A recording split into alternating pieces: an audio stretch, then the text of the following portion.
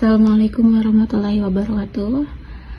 Halo teman-teman, perkenalkan nama saya Dewi Cahyati dari Prodi Manajemen semester 8 Universitas Teknologi Nusantara Bogor, dengan mata kuliah Komunikasi dan Negosiasi, dosen pengampu Bapak Agung Tri Putranto STMM. Kali ini saya akan membahas mengenai komunikasi antar pribadi. Yuk simak baik-baik videonya.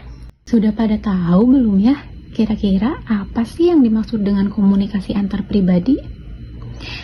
Nah, komunikasi antar pribadi adalah komunikasi yang terjadi antara satu individu dengan individu lain dalam lingkungan masyarakat atau organisasi. Dalam konteks organisasi ini, baik bisnis maupun non-bisnis, komunikasi antar pribadi biasanya terjadi antara individu yang memiliki hubungan kerja langsung, seperti antara manajer terhadap karyawannya. Komunikasi jenis ini bersifat personal dan langsung, sehingga kemungkinan adanya interaksi dua arah yang lebih intens dan mendalam. Contoh dari komunikasi antar pribadi dalam organisasi bisa berupa percakapan langsung, bisa berupa diskusi, atau rapat kecil yang melibatkan pertukaran informasi, penyampaian instruksi, atau penyelesaian masalah secara langsung antara pihak-pihak yang bersangkutan. Nah, dalam konteks organisasi ini, baik yang organisasi bisnis maupun non-bisnis, komunikasi antar pribadi biasanya terjadi antara seorang manajer dan karyawan, yang contohnya ketika manajer memberikan arahan, instruksi, atau feedback kepada karyawan secara langsung. Komunikasi seperti ini penting karena membantu memperkuat hubungan kerja, memudahkan koordinasi, serta memperjelas tugas dan tanggung jawab masing-masing pihak. Nah, secara umumnya, komunikasi antar pribadi ini menjadi dasar utama dalam membangun hubungan yang efektif dan efisien dalam berorganisasi. Karena apa? Karena memungkinkan dialog antara dua arah yang dapat meningkatkan pemahaman dan kerjasama antar individu. Alat.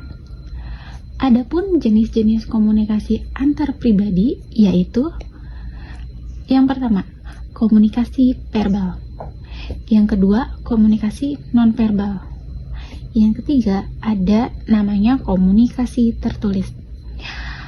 Sekarang kita akan membahas mengenai komunikasi verbal. Komunikasi verbal adalah komunikasi yang menggunakan kata-kata dan bahasa secara langsung untuk menyampaikan pesan. Ini bisa terjadi secara lisan, seperti percakapan tatap muka, telepon, ataupun rapat. Komunikasi verbal memungkinkan penyampaian informasi secara jelas dan interaktif, sehingga pesan dapat segera diklarifikasikan jika ada kesalahpahaman. Nah, untuk komunikasi nonverbal, yaitu komunikasi dengan cara penyampaian pesan tanpa menggunakan kata-kata, melainkan melalui bahasa tubuh, ekspresi wajah, gerakan tangan, kontak mata, serta nada dan intonasi suara. Nih teman-teman, komunikasi nonverbal ini seringkali mendukung dan memperkuat pesan verbal, atau bahkan menyampaikan perasaan dan sikap yang tidak kita ungkapkan secara langsung. Untuk yang ketiga, itu ada komunikasi tertulis. Apa itu komunikasi tertulis? Komunikasi tertulis adalah penyampaian pesan melalui media tulisan. Seperti apa? Seperti contohnya surat, memo, email, atau dokumen resmi lainnya. Jenis komunikasi ini penting, terutama untuk menyimpan catatan komunikasi, menyampaikan informasi yang membutuhkan ketelitian, dan menjangkau pihak yang tidak bisa ditemui secara langsung. Nah, jadi dari setiap jenis komunikasi ini memiliki peran penting dalam membangun hubungan interpersonal yang efektif dan dapat membantu memastikan pesan tersampaikan dengan baik sesuai dengan konteks dan kebutuhannya. Lanjut, yaitu mengenai tujuan komunikasi antar pribadi. Tujuan komunikasi antar pribadi ini ada beberapa macam, yaitu pertama, untuk menyampaikan informasi, berbagi pengalaman, untuk menumbuhkan simpati, melakukan kerjasama, menceritakan kekecewaan atau kekesalan, menumbuhkan motivasi. Mari kita bahas satu-satu. Untuk yang pertama yaitu menyampaikan informasi.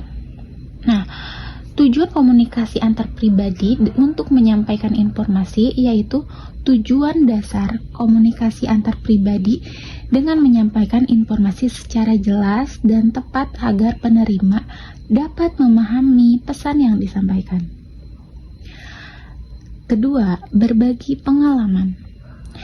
Melalui komunikasi ini, individu dapat saling berbagi pengalaman, pengetahuan, dan wawasan yang dapat memperkaya pemahaman satu sama lain. Ketiga, menumbuhkan simpati. Komunikasi antar pribadi juga berfungsi untuk menumbuhkan rasa simpati dan mempererat hubungan emosional antara individu. Keempat, melakukan kerjasama. Komunikasi yang baik memfasilitasi kerjasama antara individu dalam mencapai tujuan bersama, terutama dalam lingkungan organisasi atau kelompoknya. Kelima, menceritakan kekecewaan atau kekesalan. Dengan melalui komunikasi, seseorang itu dapat mengungkapkan kekecewaan atau kekesalan secara konstruktif. Yang penting untuk menghindari konflik yang berkepanjangan. Untuk yang terakhir yaitu menumbuhkan motivasi. Nah, tujuan komunikasi antar pribadi ini yaitu dengan menumbuhkan motivasi. Komunikasi yang efektif dapat memberikan dorongan semangat dan motivasi kepada orang lain agar mereka lebih bersemangat dalam bekerja atau beraktivitas. Jadi dengan tujuan-tujuan ini, komunikasi antar pribadi menjadi salah satu kunci dari sukses dalam membangun hubungan yang harmonis, yang produktif, baik dalam kehidupan sehari-hari maupun dalam lingkungan kerja. Selanjutnya kita akan membahas mengenai gaya kepemimpinan. Apa sih yang dimaksud dengan gaya kepemimpinan? Gaya kepemimpinan adalah cara atau pendekatan yang digunakan seorang pemimpin dalam mengarahkan, memimpin, membimbing, memotivasi anggotanya atau bawahan agar tujuan organisasi tercapai. Nah, di gaya kepemimpinan ini ada beberapa. Yang pertama, adanya pengarahan. Kedua, pembekalan. Ketiga, dukungan. Keempat, pendelegasian.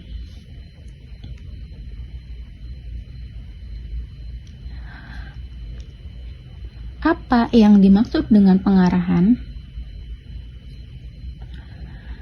Pengarahan adalah gaya kepemimpinan ketika kita memimpin memberikan instruksi yang jelas dan tegas kepada bawahan tentang apa yang harus dilakukan, bagaimana cara melakukannya, dan kapan target yang harus dicapai. Nah, gaya ini biasanya digunakan ketika bawahan masih membutuhkan banyak bimbingan atau saat tugas yang harus dilakukan bersifat spesifik dan mendesak.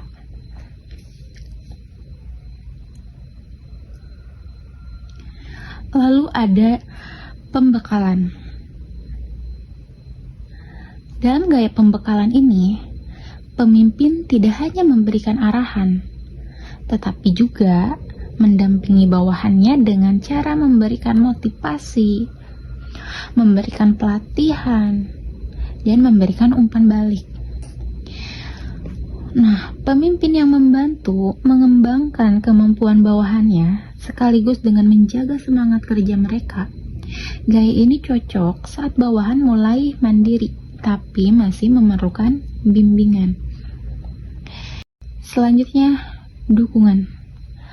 Gaya dukungan ditandai dengan pemimpin yang lebih fokus memberikan dorongan emosional dan dukungan moral kepada bawahan. Pemimpin membiarkan bawahan mengambil keputusan sendiri, namun tetap siap membantu dan mendengarkan saat diperlukan. Gaya ini sesuai untuk bawahan yang sudah kompeten, namun mungkin kurang percaya diri. Terakhir, dari gaya kepemimpinan ada pendelegasian. Pada gaya pendelegasian ini, pemimpin memberikan wewenang yang penuh kepada bawahan untuk mengambil keputusan dan menjalankan tugasnya secara mandiri. Pemimpin mempercayai kemampuan bawahan dan hanya melakukan pengawasan secara minimal. Nah, gaya ini tuh cocok untuk bawahan yang sangat kompeten, berpengalaman, dan bertanggung jawab. Jadi, setiap gaya kepemimpinan memiliki kelebihan dan situasi terbaik untuk diterapkan, tergantung pada tingkat kesiapan dan kebutuhan bawahan serta kompleksitas tugas yang dihadapi. Nah, gaya kepemimpinan juga ada beberapa macam. Di antaranya, gaya kepemimpinan situasional.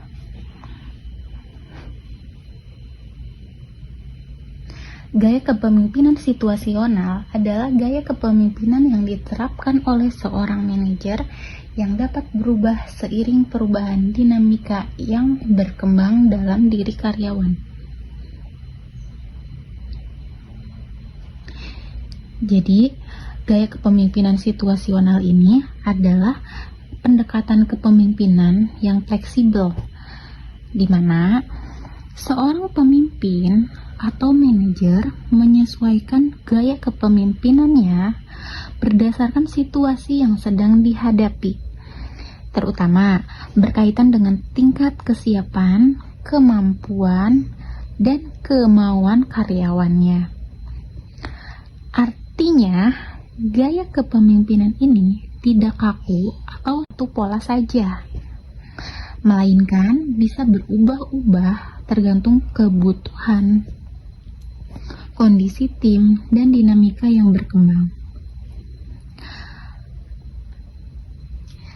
Nah, seorang pemimpin dengan gaya situasional akan mengamati perkembangan karyawan, baik dari sisi kompetensi maupun motivasi, lalu menerapkan pendekatan yang paling tepat, seperti memberikan arahan ketat kepada karyawan baru, melakukan pembekalan kepada yang sedang berkembang, memberikan dukungan kepada yang mulai mandiri, dan mendelegasikan tugas kepada yang sudah benar-benar siap.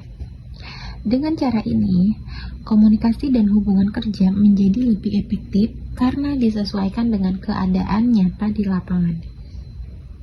Dalam gaya kepemimpinan ini diterapkan beberapa kemampuan yang harus ada dalam gaya kepemimpinan situasional.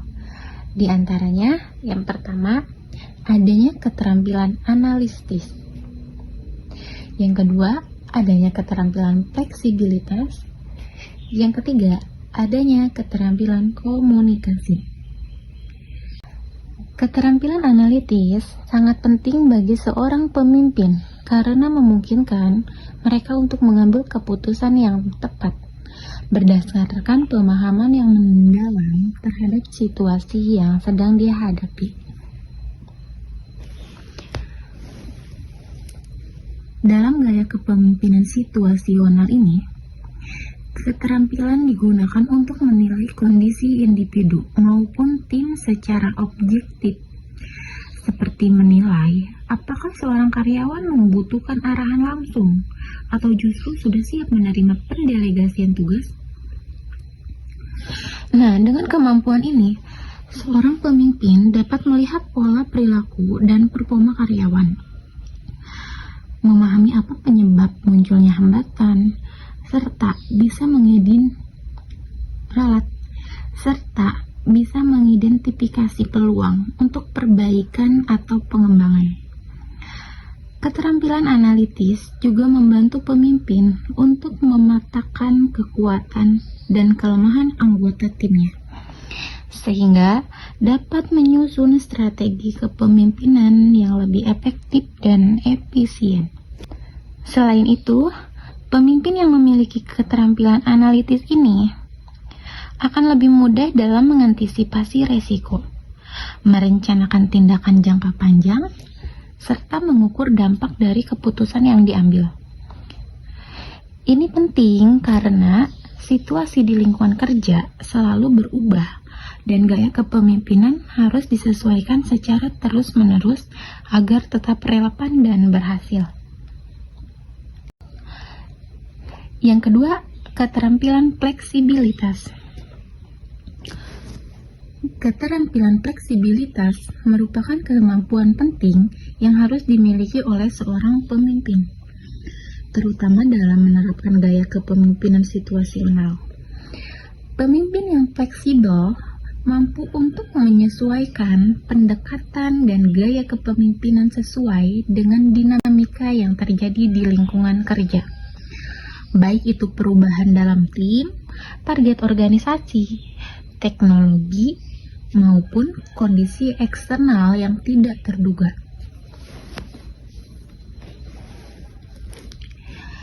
Dalam praktiknya, fleksibilitas berarti seorang pemimpin tidak terpaku pada satu pola kepemimpinan yang kaku.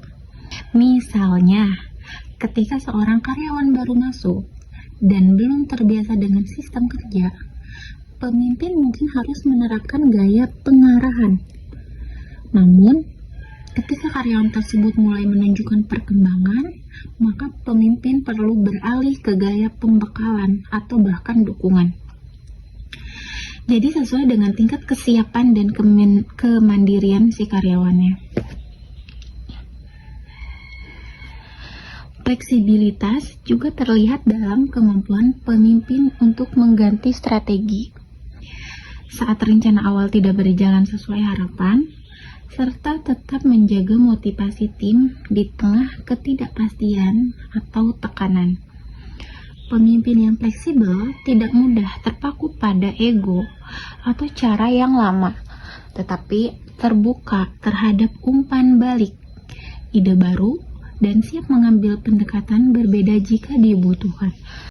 Dengan fleksibilitas yang baik, pemimpin dapat tetap produktif, adaptif, dan solutif, meskipun menghadapi perubahan yang cepat atau tantangan yang kompleks, serta membantu tim melewati masa transisi atau krisis dengan lebih stabil. Yang ketiga adalah keterampilan komunikasi. Dalam gaya kepemimpinan situasional, keterampilan komunikasi merupakan salah satu kemampuan yang paling krusial yang harus dimiliki oleh seorang pemimpin. Komunikasi yang baik merupakan pemimpin untuk menyampaikan arahan, motivasi, umpan balik, serta harapan secara efektif kepada anggota tim. Tidak hanya berbicara, komunikasi yang baik juga mencakup kemampuan untuk mendengarkan aktif, yaitu mendengarkan dengan penuh perhatian untuk benar-benar memahami pesan, kebutuhan, dan perspektif dari orang lain.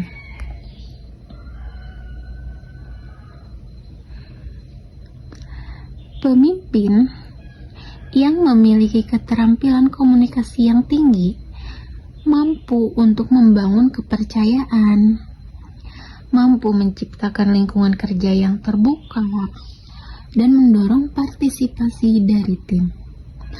Komunikasi yang jelas dan persuasif membantu menghindari kesalahpahaman, mempercepat pengambilan keputusan, dan menjaga tim tetap selaras dengan tujuan bersama. Dalam penerapan gaya kepemimpinan situasional, seorang pemimpin harus mampu menyesuaikan gaya komunikasi dengan kondisi dan karakteristik karyawan. Misalnya, kepada karyawan yang baru, komunikasi perlu bersifat instruktif dan mendetail. Sementara, untuk karyawan yang sudah berpengalaman, komunikasi bisa lebih bersifat diskusi terbuka atau bahkan hanya sebagai penguatan terhadap keputusan yang sudah diambil secara mandiri. Selain itu, komunikasi tertulis dan nonverbal juga memainkan peran penting, seperti surat elektronik, laporan, hingga bahasa tubuh yang harus disampaikan dengan tepat dan profesional, karena semua itu memengaruhi bagaimana pesan diterima dan dapat dipahami. Jadi, keterampilan komunikasi ini bukan hanya soal berbicara, tapi juga mendengarkan, memahami, dan menyampaikan pesan secara strategis. Dalam gaya kepemimpinan situasional, komunikasi yang efektif adalah jembatan utama antara fleksibilitas pemimpin dan kebutuhan individu dalam tim. Selanjutnya, komponen-komponen komunikasi antar pribadi. Komunikasi antar pribadi atau interpersonal communication adalah proses pertukaran informasi, perasaan, dan makna antara dua orang atau lebih melalui verbal dan non-verbal. Nah, berikut adalah komponen utama dari komunikasi antar pribadi. 1. Pengirim pesan. Pengirim pesan atau orang yang menyampaikan pesan. Orang yang memulai komunikasi dengan menyampaikan pesan, ia memiliki ide, informasi, atau perasaan yang ingin dikomunikasikan kepada orang lain. Nah, perannya apa orang yang mengirim pesan itu?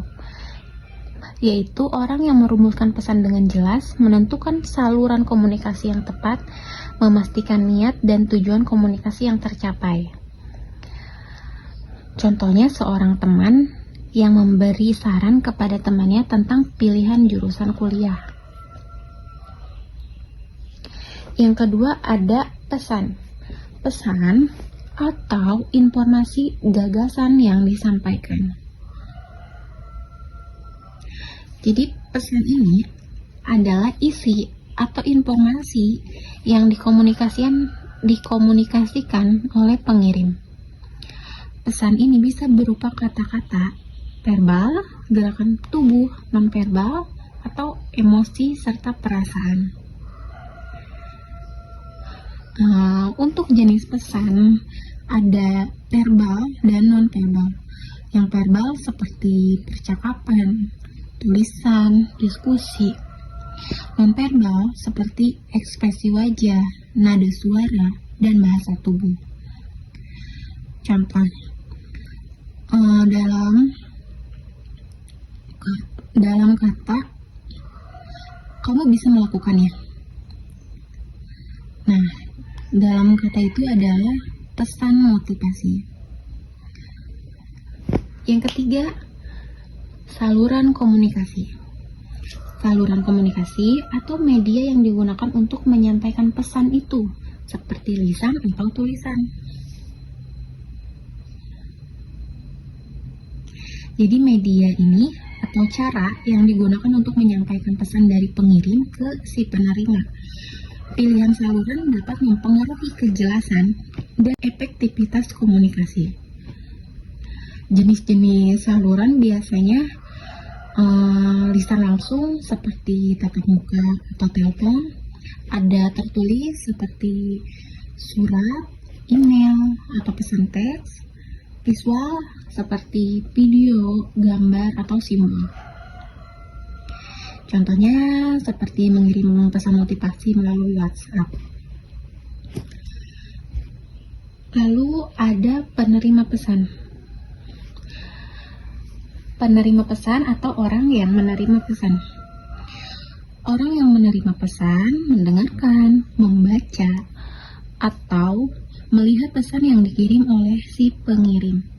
Penerima akan menafsirkan dan memahami maksud dari pesan tersebut. Pemahaman penerima bisa dipengaruhi oleh latar belakang, emosi, atau konteks situasi. Contohnya seorang siswa yang mendengarkan penjelasan dari gurunya. Terakhir, adanya umpan balik atau feedback. Respon atau reaksi dari penerima pesan. Respon atau reaksi dari penerima pesan terhadap apa yang telah disampaikan oleh pengirim. Feedback ini menunjukkan apakah pesan diterima, dipahami, atau perlu penyesuaian. Jenis-jenis feedback ini ada verbal dan ada non-verbal juga. Contoh yang verbal seperti saya mengerti atau tolong ulangi. Contoh dari feedback non-verbal seperti anggukan kepala, senyum, atau ekspresi bingung. Misalnya, si penerima bilang seperti ini, terima kasih atas saranmu, itu sangat membantu. Jadi kelima komponen ini saling berhubungan dan penting untuk memastikan komunikasi antar pribadi berjalan dua arah dan efektif. Komunikasi yang baik terjadi saat pesan tersampaikan dengan jelas, diterima dengan baik, dan umpan balik yang sesuai. Selanjutnya mengenai keterampilan komunikasi antar pribadi yang efektif. Komunikasi antar pribadi yang baik membantu membangun hubungan yang positif, mengurangi konflik, dan meningkatkan kerjasama. Berikut adalah keterampilan yang penting yang perlu dikembangkan, yaitu mendengarkan aktif. Mendengarkan aktif adalah kemampuan untuk fokus secara penuh pada lawan bicara, memahami isi pesan, serta menunjukkan bahwa kita benar-benar mendengarkan. Ciri-ciri orang yang mendengarkan aktif yaitu dengan menatap lawan bicara, tidak menyela saat orang berbicara, atau memberikan tanggapan seperti anggukan, atau dengan ucapan iya, atau dengan pertanyaan lanjutan. Dengan mengulangi atau merangkum poin penting untuk memastikan pemahaman. Apa sih manfaat dari ketika kita mendengarkan aktif? Ketika kita mendengarkan aktif, membangun kepercayaan dan menunjukkan rasa hormat terhadap si pemberi pesan tersebut. Yang kedua, ada menggunakan bahasa yang jelas dan efektif. Menggunakan bahasa yang jelas dan efektif adalah kemampuan yang menyampaikan informasi atau perasaan dengan jelas, singkat, dan mudah dipahami, tanpa menimbulkan kebingungan. Ciri-ciri dari bahasa yang efektif ini yaitu menghindari jargon atau istilah yang tidak dimengerti lawan. Menggunakan kalimat yang langsung ke inti pesan, disesuaikan dengan latar belakang penerima. Contohnya, daripada berkata, mungkin kamu harus mempertimbangkan hal-hal tertentu, lebih baik berkata, saya sarankan kamu meninjau kembali jadwal kamu agar lebih teratur. Yang ketiga, menggunakan bahasa nonverbal yang tepat. Menggunakan bahasa tubuh dan ekspresi wajah yang sesuai dengan pesan yang disampaikan. Komunikasi nonverbal mencakup gerakan tubuh, ekspresi wajah, kontak mata, nada suara, dan postur tubuh yang mendukung atau bahkan menggantikan pesan verbal. Ciri-ciri pengguna nonverbal yang efektif ialah ekspresi wajah sesuai dengan isi pesan. Misalnya tersenyum saat menyampaikan kabar baik. Kontak mata yang cukup, tidak terlalu menantang atau menghindar. Postur tubuh terbuka, tidak menyilangkan tangan atau memalingkan tubuh. Seringkali pesan nonverbal lebih kuat daripada pesan verbal. Keempat, memberikan umpan balik konstruktif. Memberikan respon yang membantu dan membangun. Jadi memberikan respon atau tanggapan yang membantu agar orang lain bisa berkembang, bukan menyalahkan atau menghakimi. Ciri-ciri umpan balik yang konstruktif ini bisa fokus pada perilaku atau tindakan, bukan menyerang pribadi. Disampaikannya dengan bahasa yang sopan dan mendukung, serta dapat memberikan solusi atau saran perbaikan, bukan hanya kritik. Contoh, alih-alih berkata, "Kamu selalu telat dan itu menyebalkan." Lebih baik, katakan, "Aku menghargai kerjamu, tapi kalau kamu bisa datang lebih tepat waktu, itu akan sangat membantu tim." Kesimpulannya, komunikasi antar pribadi yang efektif ini bukan hanya soal berbicara, tetapi juga mendengarkan, memahami, dan merespon dengan empati dan kejelasan. Keterampilan-keterampilan ini sangat penting dalam kehidupan sehari-hari, baik dalam hubungan pribadi maupun profesional. Selanjutnya, mengenai manfaat komunikasi antar pribadi yang efektif. Komunikasi antar pribadi yang efektif memberikan dampak besar dalam kehidupan sosial, pribadi, dan profesional. Berikut adalah manfaat utama, yaitu membangun hubungan yang sehat dan efektif.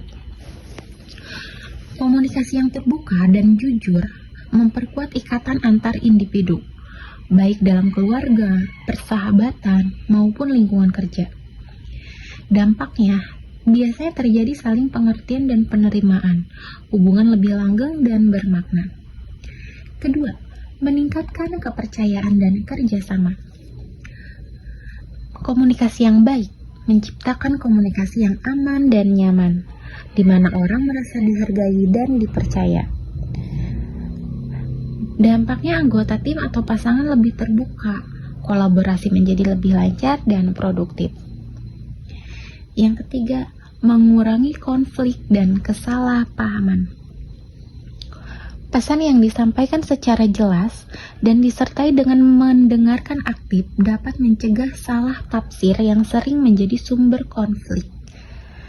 Dampaknya, masalah bisa diselesaikan lebih cepat, hubungan antar harmonis meskipun terjadi perbedaan pendapat.